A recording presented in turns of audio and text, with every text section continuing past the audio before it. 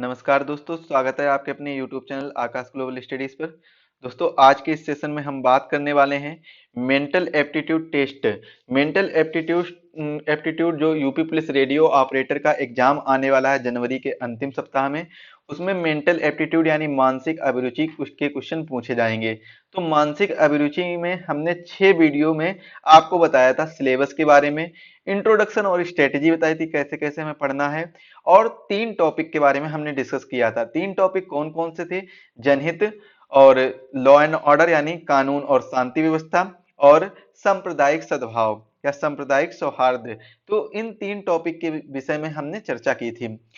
आज के सेशन में हम इन्हीं टॉपिक को आगे बढ़ाएंगे और आपको डिटेल में बताएंगे कि आगे की क्लासेस आपको कैसे मिलेंगी और आपको इसकी पीडीएफ कहां से मिलने वाली है। तो इन सभी चीजों के बारे में चर्चा करेंगे। इन सभी की चीजों के बारे में चर्चा करने से पहले आपको एक छोटी सी इंफॉर्मेशन देनी है। वो इंफॉर्मेशन इस प्रकार से है कि अगर आप यूपी पुलिस रेडियो ऑपरेटर या असिस्टेंट रेडियो ऑपरेटर की तैयारी कर रहे हैं तो हमारे एप्लीकेशन एग्जाम वेब पर इसकी टेस्ट सीरीज दी गई है।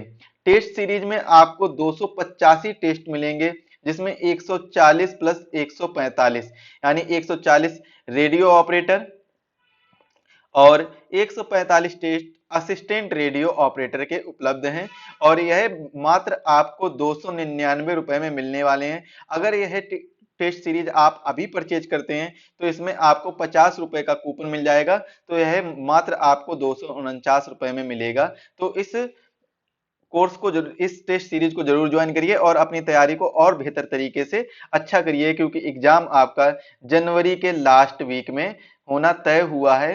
जो बोर्ड ने आपका एग्जाम है जनवरी के अंतिम सप्ताह में करना निश्चित किया है। आज के सेशन में हम सभी चीजों के बारे में डिस्कस करेंगे। उनसे पहले हम देख लेते हैं कि हमने 6 टॉपिक में जो पहला जो वीडियो उसमें हमने सिलेबस के बारे में डिस्कस किया था, दूसरे वीडियो में इंट्रोडक्शन के बारे में बताया था, और तीसरे वीडियो में हमने जनहित, और चौथे वीडियो में भी हमने जनहित यानी पब्लिक इंटरेस्ट के बारे में, और 5वें वीडियो में कानून और शांति व्यवस्था के बारे में चर्चा की थी। इसके बाद में 6वें वीडियो में सांप्रदायिक सद्भाव कम्युनल हार्मोनी के बारे में चर्चा की थी। तो इनके बारे में हम चर्चा कर चुके हैं। प्लेलिस्ट की लिंक आपको डिस्क्रिप्शन बॉक्स में दे दी जाएगी। इस वीडियो की पीडीएफ और ई बुक पाने के लिए आप हमारे एप्लीकेशन एग्जाम वेब को डाउनलोड कर लीजिए। वहां पर आपको ई बुक मिल जाएगी मेंटल एप्टीट्यूड की। मेंटल एप्टीट्यूड की ई बुक बहुत ही अच्छी तरीके से आपको डिजाइन की गई है, और इसमें आप सभी मेंटल एप्टीट्यूड के सभी टॉपिक को अच्छी तरीके से डिस्कस कर सकते हैं, पढ़ सकते हैं, और इसमें क्वेश्चन आंसर भी दिए गए हैं जो कि पीवाईक्यू फॉर्मेट में है। एक बार सिलेबस की ओर नजर डालते हैं। सिलेबस देखिए क्या क्या दिया गया है सिलेबस, क्योंकि सिलेबस भी हमें पढ़ना है तो सिलेबस देख लेते हैं एक बार। सिलेबस दिया गया है पुलिस प्रणाली, अपराध नियंत्रण, जनहित, कानून और शांति व्यवस्था, सांप्रदायिक सौहार्द या सद्भाव, विधि का शासन, अनुकूलन की क्षमता, व्यावसायिक सूचना, समकालीन पुलिस मुद्दे एवं कानून व्यवस्था, व्यवसाय के प्रति रुचि, मानसिक दृढ़ता, अल्पसंख्यकों एवं अल्प अधिकार वालों के प्रति संवेदनशीलता, लैंगिक संवेदनशीलता। तो कुल ये 13 टॉपिक हैं। यहां से 5 से 6 क्वेश्चन या फिर कह लीजिए 7 से 9 क्वेश्चन करीबन आपके बनेंगे। जो कुछ इंपॉर्टेंट टॉपिक हैं जैसे जनहित हो गया, पुलिस प्रणाली हो गया, कानून और शांति व्यवस्था हो गया, समकालीन पुलिस के मुद्दे हो गए, और विधि का शासन हो गए, यहां से क्वेश्चन आपके ज्यादा पूछे जाएंगे। तो 3 से 4 क्वेश्चन इन्हीं टॉपिक से पूछे जाएंगे, तो इनको हमें अच्छी तरीके से पढ़ना है। और आपको 13 के 13 टॉपिक आपको हमारे इस YouTube चैनल पर मिलेंगे। चैनल को सब्सक्राइब कर लीजिए, बेल आइकन को प्रेस करिए, जिससे वीडियो की लेटेस्ट अपडेट सबसे पहले आपके पास पहुंचे। इससे पहले के वीडियो को अगर आपने अभी तक नहीं देखा है तो आप प्लेलिस्ट पर जाकर देख लीजिए, और प्लेलिस्ट की लिंक आपको डिस्क्रिप्शन बॉक्स में मिल जाएगी। साथ ही साथ में आप चैनल के प्लेलिस्ट पेज पर जाकर वहां से इसकी प्लेलिस्ट सर्च कर सकते हैं। आज का जो हमारा टॉपिक रहने वाला है पुलिस प्रणाली। पुलिस प्रणाली के बारे में पढ़ने वाले हैं, पुलिस सिस्टम के बारे में पढ़ने वाले हैं। तो पुलिस सिस्टम, आपको ये पता होगा कि पुलिस प्रणाली है तो एक ये जो पुलिस बल है इसका प्रमुख दायित्व क्या होता है? इसका प्रमुख दायित्व होता है कि कानून व्यवस्था को बनाए रखना। कानून व्यवस्था किसी भी राज्य, किसी भी स्टेट या किसी भी जगह की कानून व्यवस्था को बनाए रखने के लिए जो सबसे महत्वपूर्ण योगदान रहता है वो रहता है पुलिस का। पुलिस जहां की जितनी अच्छी होगी और जितनी ही व्यवस्थित होगी और जो भी व्यवस्था बनाए रखने में सक्षम होगी, तो वहां का जो विकास है बहुत ही अच्छी तरीके से होगा। वहां टेररिज्म की कमी होगी, वहां आतंकवाद तो हो ही नहीं सकता और हर जगह वहां पर शांति की व्यवस्था बनी रहेगी। तो पुलिस प्रणाली में हमें सबसे पहले ये चीज देखनी होगी कि पुलिस बल का प्रमुख दायित्व क्या होता है? कानून व्यवस्था को बनाए रखना। यह व्यवस्था भारत ही नहीं बल्कि संपूर्ण विश्व में लागू है। जो पुलिस प्रणाली है, जो कानून व्यवस्था है और पुलिस प्रणाली है, पुलिस प्रणाली ही कानून व्यवस्था को बनाए रखती है और पुलिस प्रणाली आपको हर जगह देखने को मिलेगी। केवल भारत में ही नहीं, भारत के किसी राज्य में ही नहीं बल्कि पूरे विश्व में आपको पुलिस देखने को मिलेगी। हो सकता है कहीं पर पुलिस की अलग अलग ब्रांचेस होती हैं, इनके बारे में भी हम आगे चर्चा करेंगे। तो जैसे मान लीजिए किसी भी एक जगह की पुलिस है, जैसे मान लेते हैं महाराष्ट्र पुलिस है। तो महाराष्ट्र पुलिस है। अब महाराष्ट्र पुलिस में क्या है? महाराष्ट्र पुलिस में अब यहाँ पर हमें देखना होगा महाराष्ट्र पुलिस, इसके अंतर्गत एटीएस है, जैसे एंटी टेररिज्म स्क्वाड, और सीआईडी भी आ जाता है, और भी बहुत सी ब्रांच आ जाती है, क्राइम ब्रांच आ जाता है। तो ऐसे विभिन्न प्रकार की ब्रांचें आ जाती है जो पुलिस से ही निर्माण होता है। तो इन सभी चीजों के बारे में भी डिस्कस करेंगे। प्रत्येक राज्य, चाहे कोई भी राज्य हो, भारत में अवस्थित राज्य हो या विदेशी कोई भी जगह हो, प्रत्येक राज्य में आंतरिक कानून एवं व्यवस्था को बनाए रखने की जिम्मेदारी केवल और केवल पुलिस डिपार्टमेंट के पास होती है, पुलिस विभाग के पास होती है। और भारतीय संविधान के अनुच्छेद 1 क्लॉज 1 में उल्लिखित है कि भारत अर्थात इंडिया राज्यों का संघ होगा, अर्थात भारतीय संविधान द्वारा भारत को संघीय राज्य का दर्जा दिया गया है। अनुच्छेद 2 में क्या लिखा है कि राज्य और उनके राज्य क्षेत्र वे होंगे जो पहली अनुसूची में भी निर्दिष्ट हैं। भारत के प्रत्येक राज्य में कानून एवं व्यवस्था को बनाए रखने की जिम्मेदारी राज्य की सत्ता को दी गई है। राज्य में जो भी सत्ता होगी तो उसी सत्ता को कानून व्यवस्था को बनाए रखने की जिम्मेदारी दी गई है। जैसे मान लीजिए अभी करेंट टाइम में उत्तर प्रदेश सरकार भाजपा की सरकार है, जिसमें हमारे मुख्यमंत्री हैं माननीय योगी आदित्यनाथ जी। तो यहाँ की कानून एवं व्यवस्था को बनाए रखने की जिम्मेदारी इन्हीं के पास में है कि किस किस प्रकार से राज्य में कार्य होगा। तो ये सभी जिम्मेदारी इन्हीं के पास में है। भारतीय संविधान की अनुसूची 7 के राज्य सूची की प्रविष्टि 2 में पुलिस का उल्लेख किया गया। इंपॉर्टेंट है, ये चीज आप याद कर लीजिए। भारतीय संविधान की अनुसूची 7 के राज्य सूची के प्रविष्टि 2 में पुलिस का उल्लेख किया गया। यहां से क्वेश्चन बन सकता है कि भारतीय संविधान की कौन सी अनुसूची के राज्य सूची के कौन से प्रविष्टि में पुलिस का उल्लेख किया गया, या भारतीय संविधान में पुलिस का उल्लेख कहां पर किया गया है। और ऐसे ऑप्शन दिए जा सकते हैं आपको, जो कि कंपेयरिंग जो वर्ड में दोनों दोनों ऑप्शन दिए जा सकते हैं या दोनों में से एक ऑप्शन दिया जा सकता है। भारतीय संविधान के 42वें संशोधन अधिनियम, 42वां संविधान संशोधन कब हुआ था? 1976 की धारा 57 द्वारा 7वीं अनुसूची के राज्य सूची की प्रविष्टि 2 में संशोधन कर पुलिस व्यवस्था के अंतर्गत रेलवे पुलिस एवं ग्राम पुलिस को भी शामिल कर दिया गया था। रेलवे पुलिस यानी रेलवे प्रोटेक्शन फोर्स यानी आरपीएफ को भी शामिल कर दिया गया था, और ग्राम पुलिस को भी शामिल कर दिया गया था, जिसमें आपने देखा होगा कि आरडी करके होते हैं और होमगार्ड करके होते हैं, इन सभी को शामिल कर दिया गया था। पुलिस के गठन तथा उसके आंतरिक प्रशासन के संचालन हेतु पुलिस अधिनियम 1861 को अधिनियमित किया गया, और इस अधिनियम की उद्देशिका में कहा गया कि पुलिस को पुनर्गठित करने, अपराधों को निवारित करने और अपराध का पता लगाने तथा पुलिस को और अधिक दक्ष बनाने के लिए पुलिस अधिनियम 1861 को अधिनियमित किया गया था। तो पुलिस अधिनियम किस लिए अधिनियमित किया गया था, यह चीज बतानी होगी आपको। तो बताइएगा सर कि ये अधिनियमित किया गया था पुलिस को पुनर्गठित करने, अपराधों को निवारित करने, अपराध का पता लगाने तथा पुलिस को अधिक दक्ष बनाने के लिए ये अधिनियम अधिनियमित किया गया था। पुलिस अधिनियम 1861 अधिनियमित किया गया था। भारत में पुलिस प्रशासन राज्य सूची का विषय है। कैसा है, राज्य सूची का विषय। क्वेश्चन पूछा जा सकता है कि पुलिस प्रशासन कौन सी सूची के अंतर्गत आता है, तो राज्य सूची के अंतर्गत आता है। एक होती है राज्य सूची, एक होती है केंद्र सूची, एक होती है समवर्ती सूची। राज्य सूची के अंतर्गत मतलब राज्य कानून बनाने के लिए सहायक है, और केंद्र सूची के अंतर्गत केंद्र कानून बनाने के लिए सहायक है, और समवर्ती सूची के अंतर्गत दोनों लोग मिलकर कानून बनाते हैं। तो ये चीज आती है। जब हमने संविधान के बारे में पढ़ा था तो इनमें हमने डिटेल से चर्चा की थी। पुलिस अधिनियम 1861 की उद्देशिका में पुलिस व्यवस्था के क्रियान्वयन का दायित्व राज्य सरकार को सौंपा गया है। तो किसमें सौंपा गया है? पुलिस अधिनियम 1861 की उद्देशिका यानी प्रियम्बल यानी ऑब्जेक्टिव रेजोल्यूशन में भारत के अलग अलग राज्य सरकारों ने पुलिस व्यवस्था के दायित्व को निर्वहन हेतु अपने अपने पुलिस प्रशासन को संचालित करने के लिए पुलिस विनियमों का निर्माण किया है, यानी जो पुलिस रेगुलेशन है इनको बनाया है।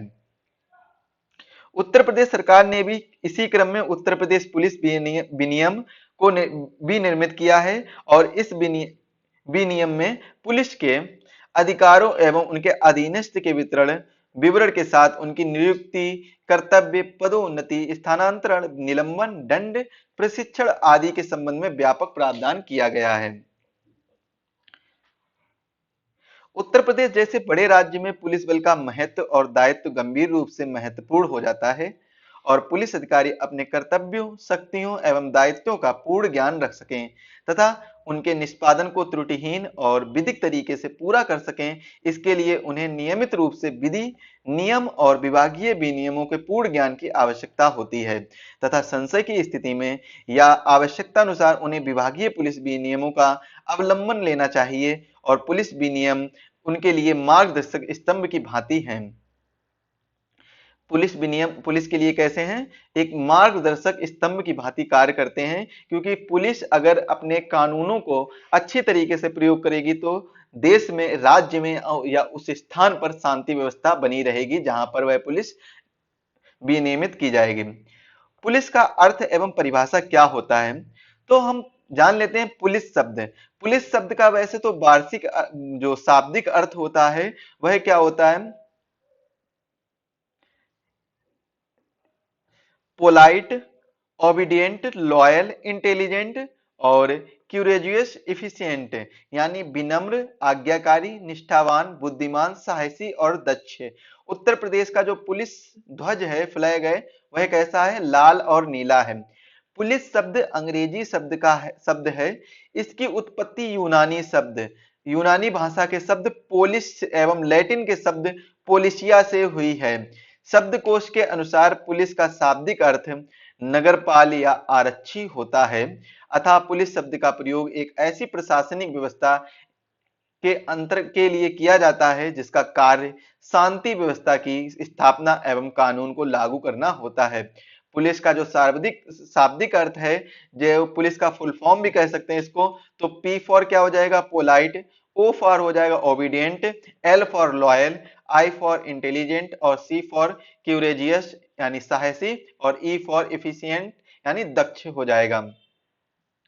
उत्तर प्रदेश पुलिस का जो ध्वज है वो कैसा है? लाल और नीला है। कैसा है? लाल एवं नीला है। आदर्श वाक्य यानी मोटो क्या है? तो मोटो है protection of good, destruction of bad. अच्छे लोगों का संरक्षण, बुरे लोगों का विध्वंस। सॉरी। कार्य क्षेत्र उत्तर प्रदेश राज्य क्षेत्र के अंतर्गत इसका कार्य क्षेत्र आता है। विधिक न्यायिक क्षेत्र उत्तर प्रदेश राज्य। प्रशासनिक अभिकरण उत्तर प्रदेश सरकार।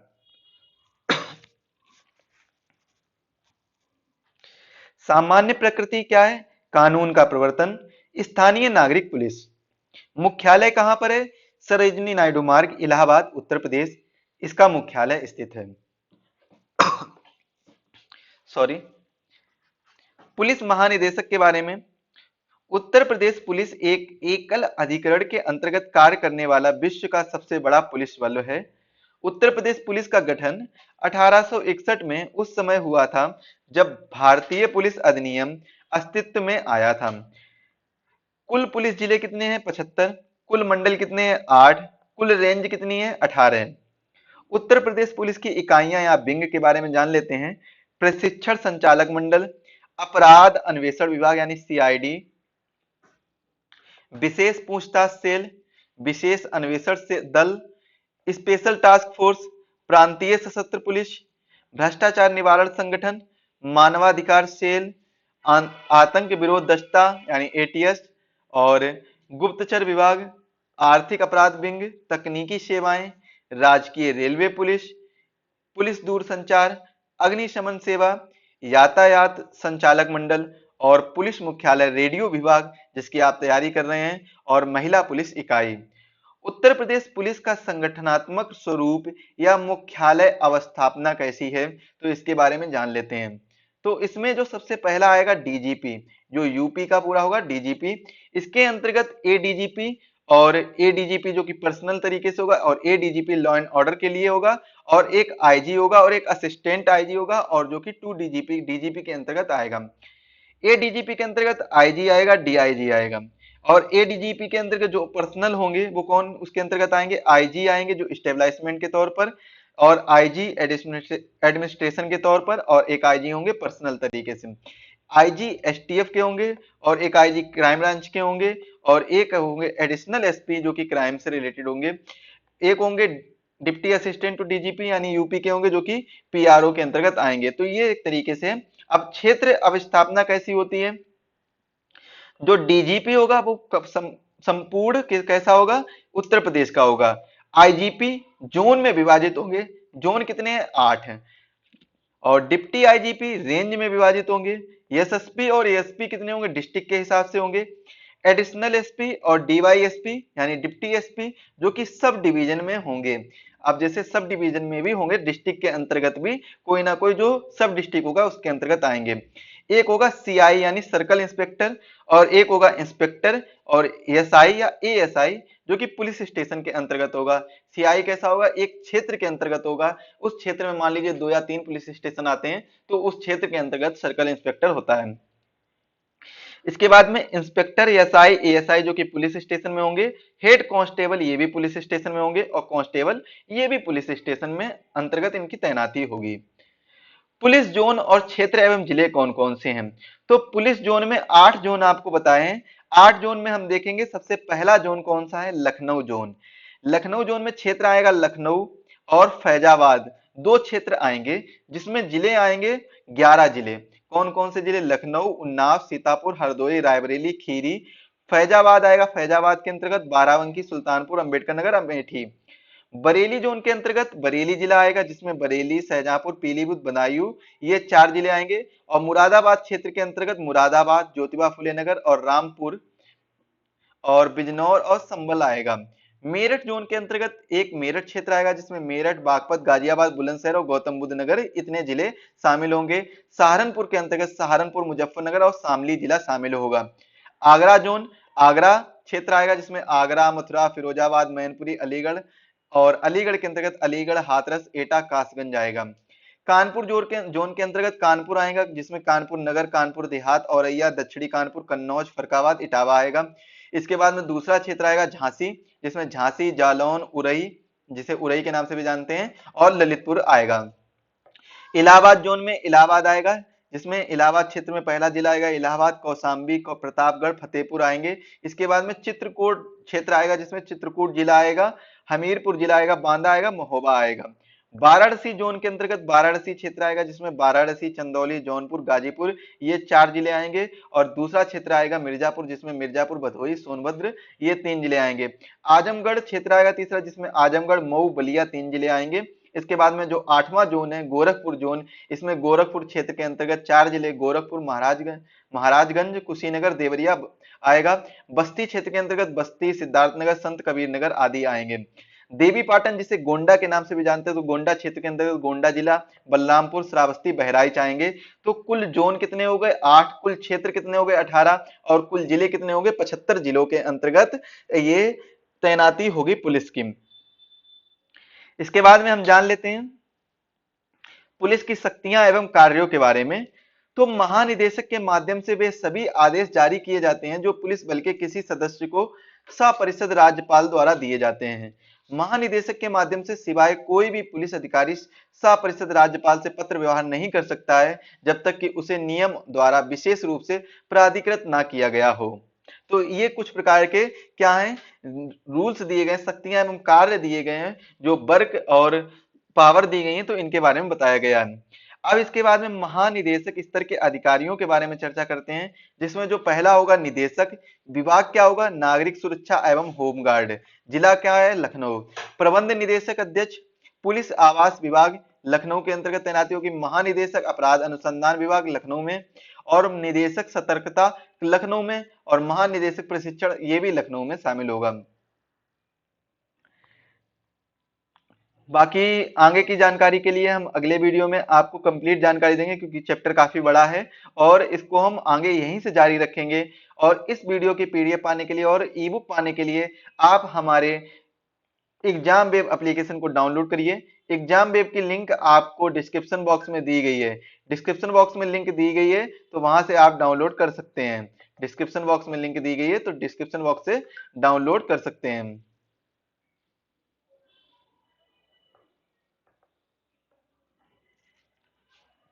मिलते हैं अगले वीडियो में, तब तक के लिए आप सभी को धन्यवाद। सभी लोग स्वस्थ रहें, मस्त रहें। चैनल पर जो साथी नए हो, चैनल को सब्सक्राइब कर लें और बेल आइकन को प्रेस करें।